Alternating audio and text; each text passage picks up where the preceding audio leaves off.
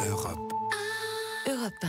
On passe à l'économie avec vous, Carole Ferry. Et si on a des ados à la maison, c'est le moment d'écouter, vraiment, parce que c'est une journée spéciale apprentissage aujourd'hui sur Europe 1, alors que le gouvernement prépare une grande réforme dans ce secteur. Pour commencer, Carole, question toute simple, de quoi parle-t-on exactement quand on parle apprentissage ? Eh bien, on parle d'un contrat entre un élève, une entreprise et un CFA, un centre de formation en alternance. Ce n'est pas la même chose, par exemple, avec un lycée professionnel, car vous êtes alors en stage en entreprise et donc pas toujours rémunéré. Et ça concerne quel type de métier ? Alors si je vous pose la question, vous allez me dire plombier, coiffeur, mécanicien, essentiellement les métiers de l'artisanat, parce que c'est là en effet qu'est né l'apprentissage, mais en réalité ça concerne tous les métiers. Vous pouvez très bien aujourd'hui faire des études d'ingénieur informatique, d'entraîneur sportif ou même de journaliste en apprentissage. On en a à Europe 1. Oui. Même les grandes écoles comme HEC proposent aujourd'hui des formations en apprentissage.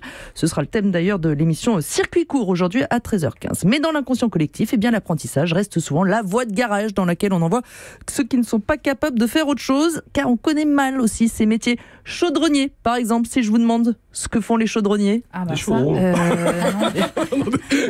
Des chaudrons à l'époque, effectivement, avec les gueules noires, etc. Eh bien, aujourd'hui, ils travaillent aussi au fuselage des avions, par exemple. Il y a énormément de besoins et les entreprises n'arrivent pas à recruter.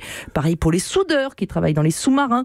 Et dans ces métiers très recherchés, eh bien, vous êtes souvent embauchés à 1 800 € net après 2 ans seulement d'apprentissage. C'est quand même pas si mal.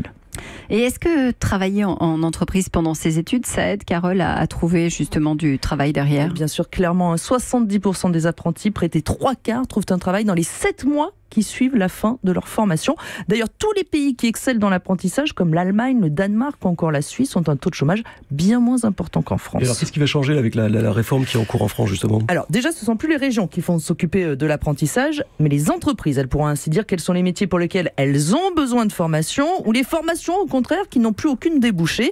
Il y aura aussi beaucoup plus d'explications sur les métiers au collège, on a compris pourquoi.